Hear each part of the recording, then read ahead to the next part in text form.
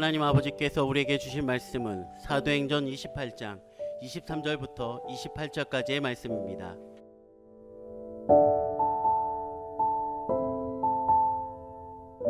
저희가 일자를 정하고 그의 우거하는 집에 많이 오니 바울이 아침부터 저녁까지 강론하여 하나님 나라를 증거하고 모세의 율법과 선지자의 말을 가지고 예수의 일로 권하더라. 그 말을 믿는 사람도 있고 믿지 아니하는 사람도 있어 서로 맞지 아니하여 흩어질 때에 바울이 한 말로 일러 가로되 성령이 선지자 이사야로 너희 조상들에게 말씀하신 것이 옳도다. 일러스되 이 백성에게 가서 말하기를 너희가 듣기는 들어도 도무지 깨닫지 못하며 보기는 보아도 도무지 알지 못하는도다. 이 백성들의 마음이 완악하여져서 그 귀로는 둔하게 듣고 그 눈을 감았으니 이는 눈으로 보고 귀로 듣고 마음으로 깨달아 돌아와 나의 고침을 받을까 함이라 하였으니 그런즉 하나님의 이 구원을 이방인에게로 보내신 줄 알라. 저희는 또한 들으리라 하더라. 아멘. 자, 바울은 여러분 잘 아시다시피 복음을 전하는 자입니다. 복음을 전하는데 자기의 일생을 쏟아 부었던 사람입니다. 그런데 바울이 원래 처음부터 복음을 전하는 자는 아니었고 복음을 전하는 일을 방해하고 회방하던 사람이었습니다. 예수 믿는 사람들을 심히 핍박하던 사람이었습니다. 악명이 높았었지요. 왜냐하면은 바울은 예수님이 부활하신 것을 믿지 않았기 때문입니다. 거기다가 예수 믿는 사람들이 말하기를 율법을 지켜가지고 구원받는 게 아니다. 예수님을 믿어야 구원을 받는 것이다. 이렇게 말하니까 그게 싫었던 거죠. 바울은 어떤 사상을 가졌는가 하니 율법 잘 지켜야 구원받는다. 하나님께서 주시는 계명과 율법을 철저하게 잘 지켜야 구원을 받고 천국에 가는 것이지 무슨 예수님을 믿어야 구원을 받는다? 그건 말도 안 되지. 예수님이 뭐 죽었다가 뭐 부활을 했다고? 그런 것이 어디가 있어? 너희들이 뭐 봤어? 이렇게 말하면서 예수 믿는 사람들을 심히 핍박을 했습니다.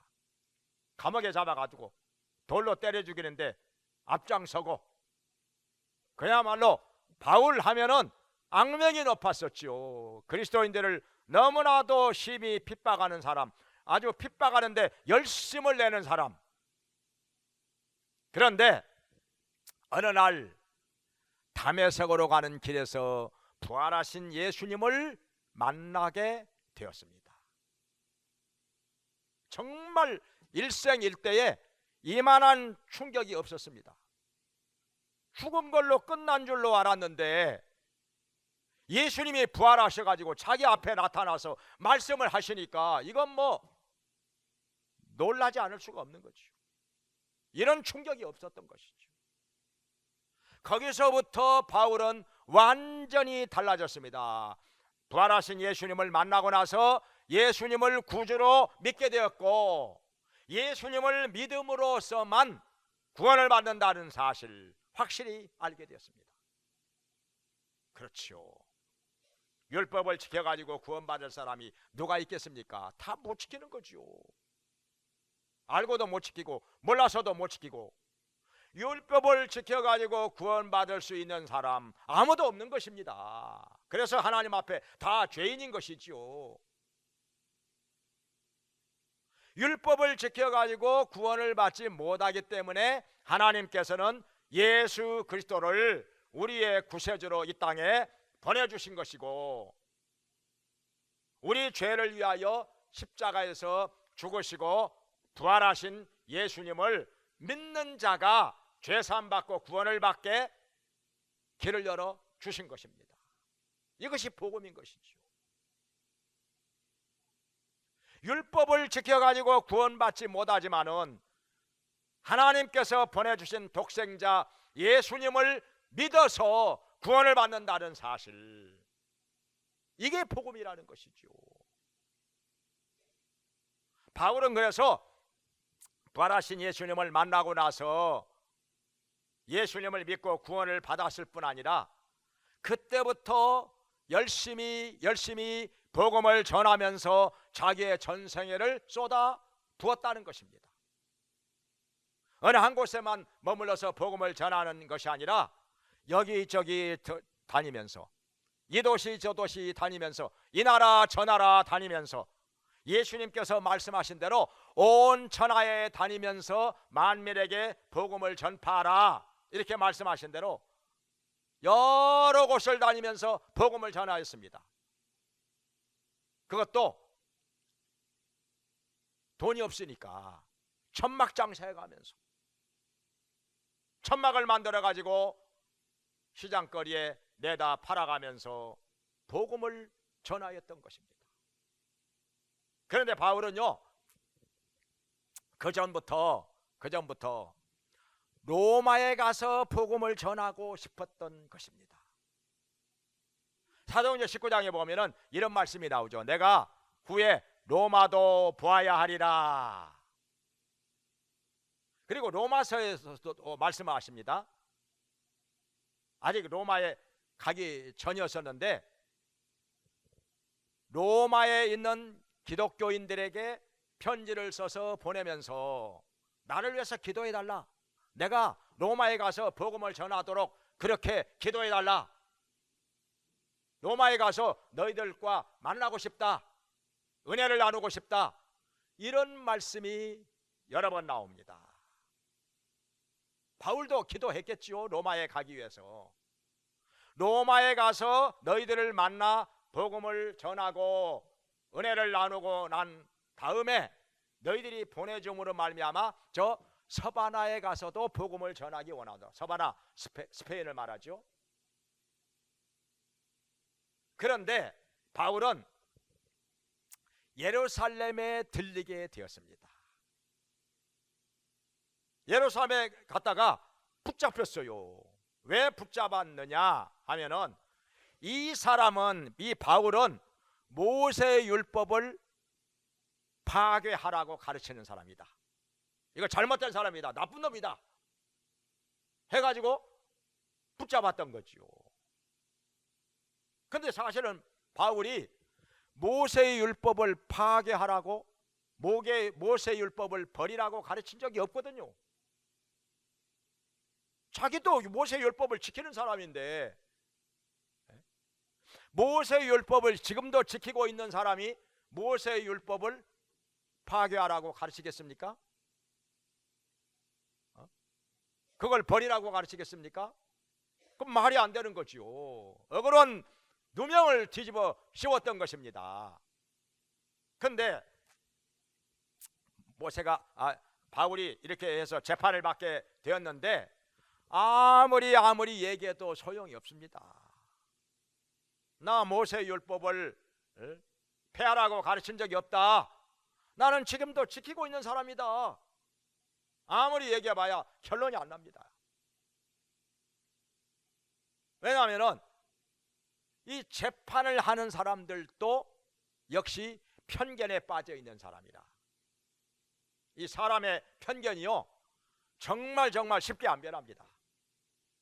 한번 어떤 편견에 빠지면요, 우리들도 마찬가지입니다. 그 편견 쉽게 안 바꿔집니다. 대부분의 경우는요, 죽을 때까지 안 바꿔지고 그렇게 살다가 죽습니다. 편견에서 벗어나는 것이 이렇게도 어려운 일입니다. 어떤 종교적인 편견, 정치적인 편견, 어떤 사람에 대한 편견, 정말 안 바꿔집니다.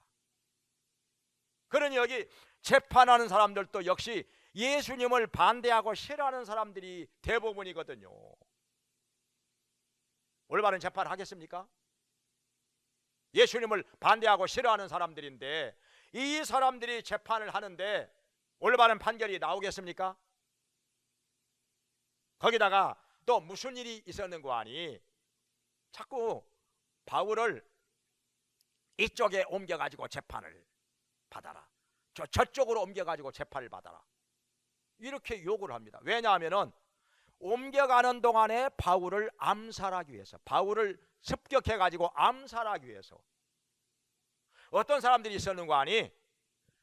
바울을 죽이기 전에는 먹지도 않고 마시지도 않으리라 이렇게 맹세한 사람들이 40여 명가량 되었다고 하는 것입니다. 뭐하는 사람들인지 모르겠어요. 바울을 뭐 때문에 죽여? 자기들한테 무슨 피해 준 것도 없는데, 자기들한테 무슨 잘못한 것도 없는데 바울을 죽이기 전에는 먹지도 마시지도 않겠다고 맹세를 했다는 거예요. 40여 명이. 저는 궁금합니다. 이 사람들이 바울을 결국에 죽였습니까? 못 죽였습니까? 못 죽였죠. 바울을 못 죽였으니 이 사람들을 안 먹고 안 마시다가 굶어 죽었을까요? 궁금해요. 궁금해. 잘 모르겠어요. 하여튼요. 맹세를 했으니까, 바울을 못 죽였으니까 굶어서 죽었어야 되는 거 아닐까요? 맹세한 대로 하면은. 아무튼요, 그러니 이 얼마나 험한 세상입니까 이거. 아무 잘못한 것도 없는 바울을 갖다가 죽이려고, 암살하려고 저런 사람들이 저렇게 많으니. 그러니까 바울이 어떻게 했느냐, 가이사 황제에게 상소를 하게 된 것입니다. 사도행전 25장에 보면은 내가 가이사 황제에게 상소하노라 이렇게. 왜냐하면 바울은 로마 시민권자거든요. 로마 시민권을 가진 사람은요, 황제 앞에서 직접 재판을 받을 수 있는 권리가 있습니다. 대단한 권리죠. 로마 시민권자가 아닌 사람들은 어림도 없는 얘기죠. 황제를 어디서 만나? 황제 앞에서 무슨 재판을 받아요? 근데 바울은 로마 시민권을 가진 사람이기 때문에 황제 앞에 가서 직접 재판을 받을 수가 있었던 것입니다. 그래서 가이사 황제에게 상소하노라 이렇게 해가지고, 그래서 가이사 황제 앞에서 재판을 받기 위해서 로마로 호송되어서 갔던 것입니다. 그런데 가게 되는 과정에도요, 로마 군인들 200명이 지킵니다. 200명이 지켜요. 그러니 바울을 암살할 수 있겠습니까?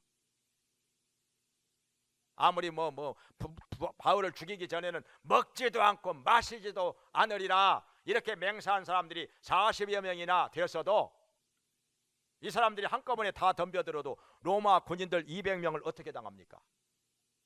창을 들고 칼을 들고 지켜주는데, 그래서 바울은 로마 감옥에 가는데도 돈 한 푼 안 들어갑니다. 왜냐하면 죄수니까, 재판을 받으러 가는 죄수니까 다 먹여주고 재워주는 거지요. 그리고 경비가 안 들어갑니다. 안전합니다. 군인들이 200명이나 지키고 있으니까 얼마나 좋습니까? 그러니까 로마에 가기를 그렇게도 원하고 기도했었는데 이렇게 이루어지는 것입니다. 경비 하나 안 들어가고, 그리고 아주 안전하게 바울을 누가 건드리지도 못합니다. 군인들이 이렇게 경호를 하니까 정말 하나님의 은혜고 감사할 일이지요. 자, 이렇게 해서 바울은 그렇게도 원하고 원하던 로마 감옥에 들어오게 된 것입니다. 참 별일도 다 있지요. 감옥에 들어가는 것을 그렇게도 원했어요. 그렇게도 기도했어요. 그리고 감옥에 들어와 가지고 너무너무 좋아합니다. 뭔 이런 사람이 다 있습니까? 여러분 어떻습니까? 감옥에 들어가기를 원하고 그거 위해서 기도하는 사람 있습니까? 혹시? 저 감옥에 들어가게 해주시옵소서. 교도소에 들어가게 해주시옵소서. 이렇게 기도하는 사람 있어요? 그런 사람 봤습니까?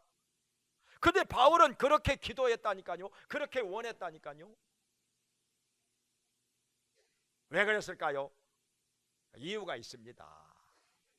다 이유가 있는 거지요.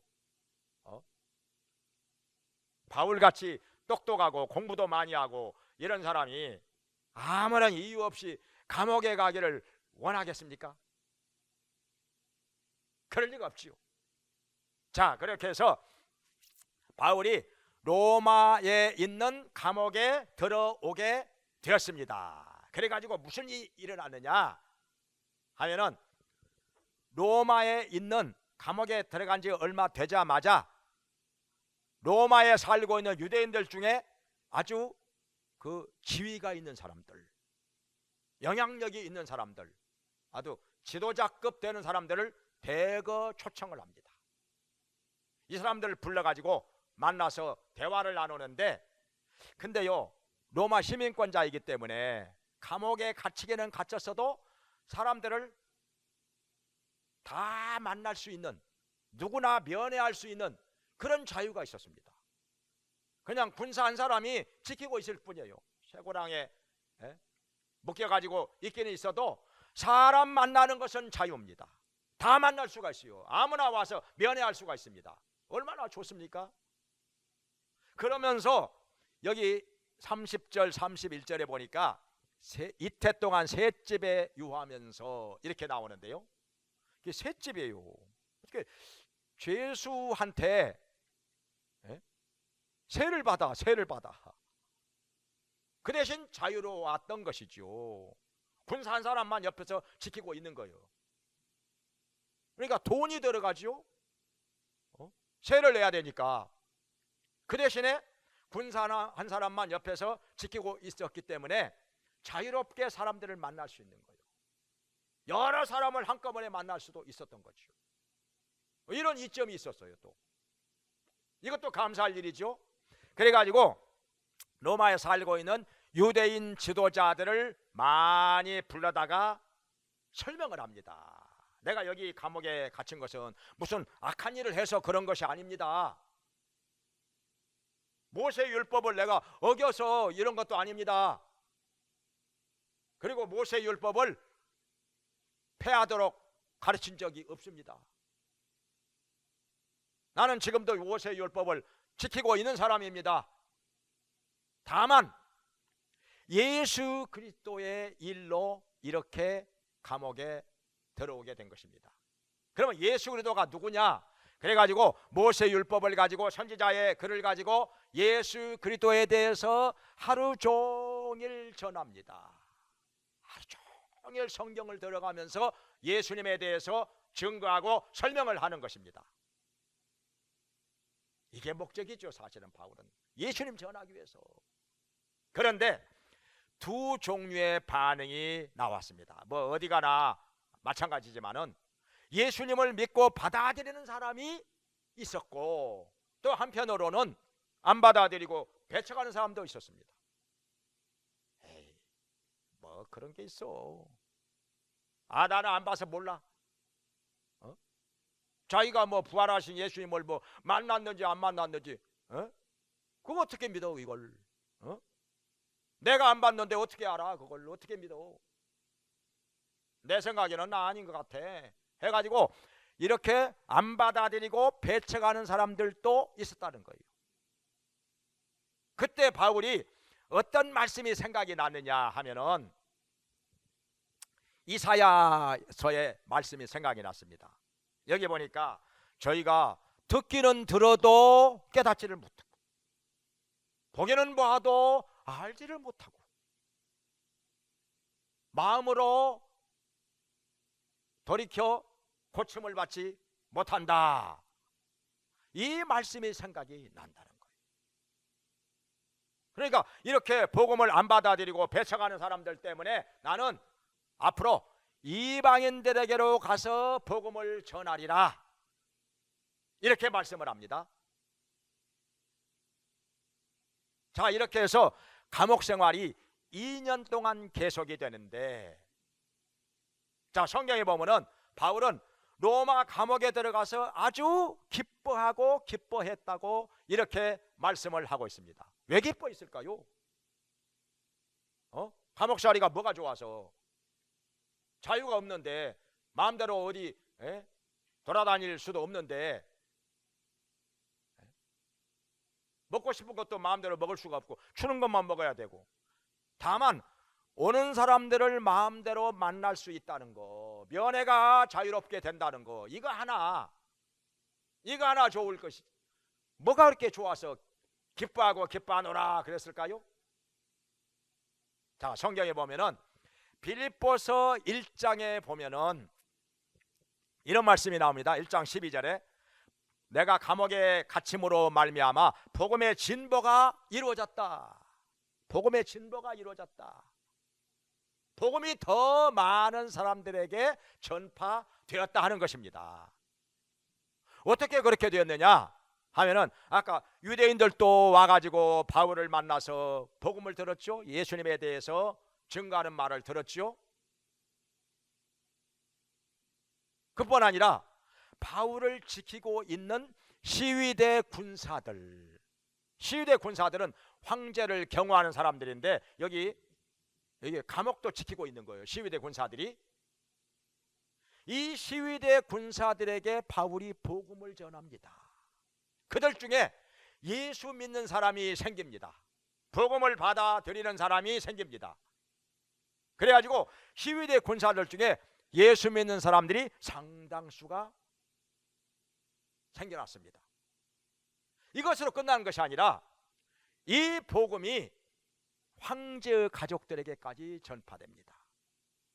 왜냐하면 시위대 군사들은 황제의 가족들을 경호하는 사람들이라 언제라도 만날 수 있거든요. 그들에게 복음이 전파가 된 것입니다. 그래가지고 빌립보서 4장 22절에 보면은 가이사집 사람들이 너희들에게 문안 인사하느니라 이렇게 말합니다. 이게 무슨 말인가 하니, 지금 바울이 로마 감옥에 있으면서 빌립보 교회 성도들에게 편지를 보냅니다. 그게 빌립보서인데, 로마 황제의 가족들 중에 누구라고 이름은 나와 있지 않지만은 그냥 비밀이죠. 비밀이죠. 법으로 금지된 것인데, 그래서 황제의 가족들 중에 예수 믿는 사람들이 몇 명 있어가지고 바울과 연락이 됐던 것입니다. 시위대 군사들을 통해서 연락이 됐던 거예요. 그러니까 바울이 빌립보서를 써서 보내려고 하는 사실을 그들이 알고 있었던 거지요. 긴밀하게 서로 연락이 되기 때문에, 서로 통하였기 때문에, 그래가지고 비록 빌립보 교회의 교인들을 얼굴은 알지 못하지만은, 만나본 적은 없는 사람들이지만은 우리들도 그들에게 문안 인사합니다 이렇게 전화했던 것입니다. 황제의 가족들 중에 누군지는 몰라요. 바울은 근데 알겠죠.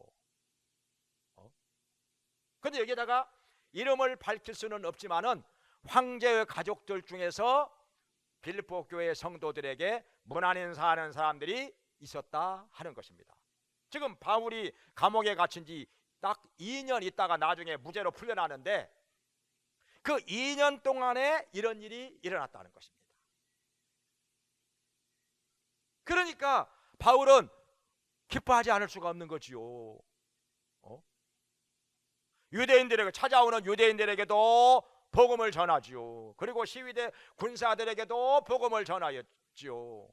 또 그들을 통해서 황제의 가족들에게까지도 복음이 전파가 되어서 이미 예수 믿는 사람이 생겨났던 것입니다. 이렇게 바울과 긴밀하게 서로 연락이 될 정도로, 그러니까 신앙이 아주 깊이 들어간 거죠. 짧은 기간이지만은, 그러니까 바울이 기뻐하고 기뻐한다는 것입니다.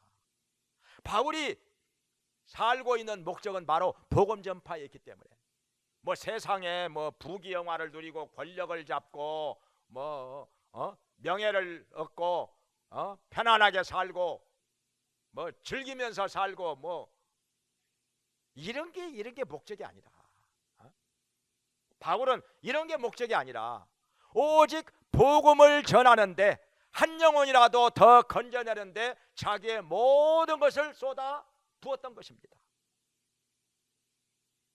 그렇게 좋은 가문에서 태어난 사람이, 태어날 때부터 로마 시민권자니까요, 굉장히 좋은 가문입니다. 부잣집입니다. 어렸을 때부터 최고의 그 스승 밑에서, 가말리엘 밑에서 율법을 공부했으니까 뭐 누구 하나 부러워할 것이 없는 사람입니다. 사실은 바울이 갖출 것 다 갖춘 사람입니다.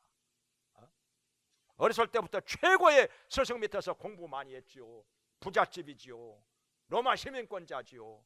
거기다가 똑똑하지요. 머리가 명석하지요. 그런데 이런 것 저런 것 다 내던져버리고, 빌립보서에 보면 나옵니다. 다 이거 배설물로 여겼다. 예수님을 아는 지식이 가장 고상하기 때문에 이런 것들, 내가 전에는 내가 아주 귀하게 여겼는데 지금은 나 다 배설물로 여긴다. 분토와 같이 여긴다. 이렇게 말할 정도로 오로지 복음을 전하는 데다가 초점을 맞추고 모든 것을 쏟아 부었던 것입니다. 돈이 없으니까 천막장사에 가면서 그걸로 생활 배가면서 복음을 전하였던 것입니다. 그런데 그것으로도 양이 안 차서 이렇게 로마 감옥에까지 와서 복음을 전하는 것입니다. 그런데요, 복음의 진보가 되었다는 말이 또 무슨 말인 거 아니? 바울이 감옥 밖에 있을 때는요, 돈 벌어가면서 복음을 전하였거든요. 천막장사에 가면서. 그러다 보니까 시간도 많이 뺏겼지요. 먹고 살 것을, 돈을 벌어야 되니까 시간 많이 뺏겼죠, 여기다가. 그리고 여기저기 돌아다니면서 복음을 전하다 보니까 이렇게 돌아다니는 동안에는 또 사람들을 만나지 못할 수도 있는 거죠. 그런데 여기 로마 감옥에 들어오고 나니까 가만히 있어도 계속 사람들이 찾아와요. 계속 사람들이 찾아와. 그러니까 얼마나 좋습니까? 더 많은 사람들에게 복음이 전파가 되는 거지요. 거기다가 시위대 군사들에게 복음을 전합니다. 여기 감옥에 안 들어왔으면 시위대 군사들을 만나기가 어렵습니다. 왜냐하면 시위대 군사들은 황제와 그 가족들을 경호하는 사람들이기 때문에 아무나 못 만납니다. 이거 시위대 군사들이요, 그 역사 서적을 보면은 얼마나 대단한 사람들이고 하니 그 당시 한 10,000명가량 되었는데요, 황제를 경호할 뿐 아니라 이 사람들이요, 때로는 황제를 바꾸기도 해요.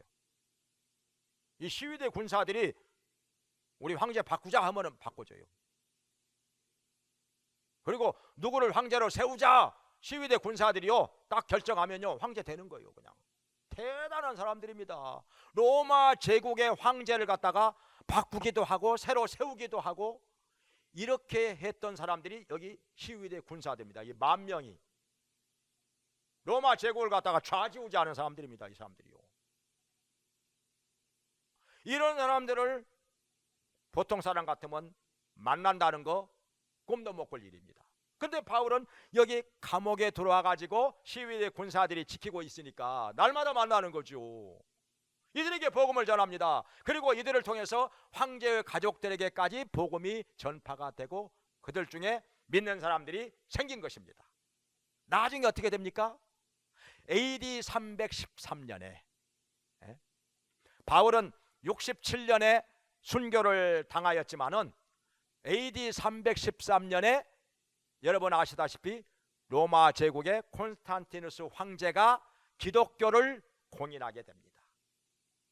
그때 이미 콘스탄티누스 황제의 어머니가 독실한 기독교 신자였습니다. 가족들 중에도 예수 믿는 사람들이 여러 명 있었습니다. 그러니까 이 콘스탄티누스 황제가 그 영향을 받아 가지고 어느 정도 신앙이 들어가면서 기독교를 공인하게 된 것입니다. 이제는 예수님 믿어도 죄가 안 됩니다. 이제 숨어 살 필요가 없습니다. 도망 다닐 필요가 없습니다. 재산을 안 뺏깁니다. 감옥에 안 들어갑니다. 처벌도 안 받습니다. 그래가지고 지하에 숨어있던 기독교인들이 다 밖으로 나와서 햇빛을 보게 된 것입니다. 자유를 얻게 된 것입니다. 그러면서 로마 제국이 복음화가 됩니다. 할렐루야. 바울은 이것을 바라보았던 것입니다. 그러니 다른 사람한테 다 설명할 수는 없었지만은 바울은 마음속에 기쁨이 충만한 것입니다. 소망이 넘친 것입니다. 내가 감옥에 들어왔지만은 이 로마의 심장부에 들어와 가지고 복음을 전함으로 말미암아 로마가 복음화가 되리라. 로마 제국이 예수님께로 돌아오게 되리라. 이걸 믿었고 이걸 바라보았기 때문에 바울은 그냥 밥 안 먹어도 배가 부르고 마음에 기쁨이 넘치는 것입니다. 이렇게 해서 바울은 로마 감옥에서 2년 동안 이렇게 보내었던 것입니다. 마음에 기쁨이 넘쳐. 정말 기쁨이 넘쳐. 근데 이런 분이 우리 한국에도 있었어요. 최권능 목사님이라고. 원래 이름은 최봉석인데 워낙 기도를 많이 해가지고 능력을 많이 받았기 때문에 이름이 별명이 그냥 이름처럼 돼버린 거죠. 최권능. 얼마나 열심히 복음을 전하는데 복음을 전하다가 감옥에 갇혔어요. 감옥에 들어가서도 복음을 전합니다. 그저 감옥에 갇힌 그 사람들에게 열심히 복음을 전하는데 뭐 전도한다고 간수가 불러내다가 막 몽둥이로 팹니다. 몽둥이로 패요. 맞으면서도 예수천당 합니다. 맞을 때마다 한 대 맞을 때마다 예수천당. 그러니까 뭐라고 하는 거 아니? 이 영감은 매를 맞으면서도 맨날 무슨 예수천당이야 하니까 내 속에는 예수천당이 꽉 차가지고 건드리기만 하면 예수천당만 나온다 그랬대요. 이 영감 미쳤구만 해가지고 발로 빵 감옥 안으로 차서 들이보내는데 그냥 꼬꾸라지면서 변기통으로 머리가 빠진 거예요. 냄새가 진동을 하고 막 머리카락에서 얼굴로 막 그냥 그 더러운 물이 막 흘러내리는데 보통 사람 같으면 막 이마살을 찡그리고 막 아주 기분 나빠하고 그럴 줄 알았는데 이분은 갑자기 왔다 내 면류관에 별 하나 더 붙었다 하면서 일어나가지고 춤을 덩실덩실 추더라. 기쁘도다 항상 기쁘도다. 고치된 일이요 이거. 세상에 감당치 못하는 사람이죠. 이 세상에서 안일하게 살고 편하게 살고 잘 먹고 잘 살고 부귀영화 누리면서 살고 이런 게 좋은 것이 아니라 이분은 이런 건 아무것도 아니에요. 이런 건 이건 다 쓰레기 같은 것으로 여기고 오직 하나님 나라의 면류관 영원한 상 이것만 바라보고 살기 때문에 이것 바라보면서 즐거워하고 기뻐하며 춤을 췄던 것이죠. 감옥에서도 복음을 전하면서. 오늘날 우리는 어떻습니까? 얼마나 사람들 많이 만날 수 있습니까? 얼마나 복음을 전하기 좋습니까? 어떤 형편에 처하든지 어떤 환경에 처하든지 우리는 힘있게 예수 그리스도를 전파하면서 힘있게 복음을 전하면서 기뻐하면서 감사하면서 하나님께 영광 돌리기를 주의 이름으로 축원합니다. 기도하겠습니다. 자비로우신 하나님 아버지, 저희들도 사도 바울처럼 비록 감옥에 들어갔을지라도 어떤 형편에 처할지라도 거기서 복음을 전하게 하여 주시고 예수 그리스도를 증거하면서 이로 인하여 감사하며 기뻐하게 하여 주시옵소서. 한 영혼에게라도 더 많이 복음이 전파되는 것을 인하여서 기뻐하게 해주시고 주님께 영광을 돌리며 살아가는 저희들 되게 하여 주시옵소서.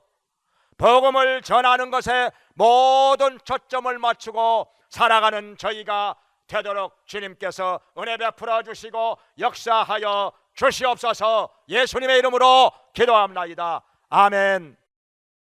이제는 우리를 죄에서 구원해 주시고 영원한 천국으로 들어가게 하시는 예수 그리스도의 은혜와 우리를 자녀 삼아 돌봐주시며 풍성하게 채워주시며 복을 주시는 하나님 아버지의 크신 사랑과 우리의 약함을 도우시며 진리 가운데로 인도해 주시는 성령님의 감화 감동 교통하시니 하나님께 나와서 예배를 드리며 어떤 형편에 처하든지 알골골짝 빈들이라도 가서 복음을 전하며 영원한 하늘의 상을 바라보며 살기 원하는 모든 성도들에게 영원히 함께 있을지어다.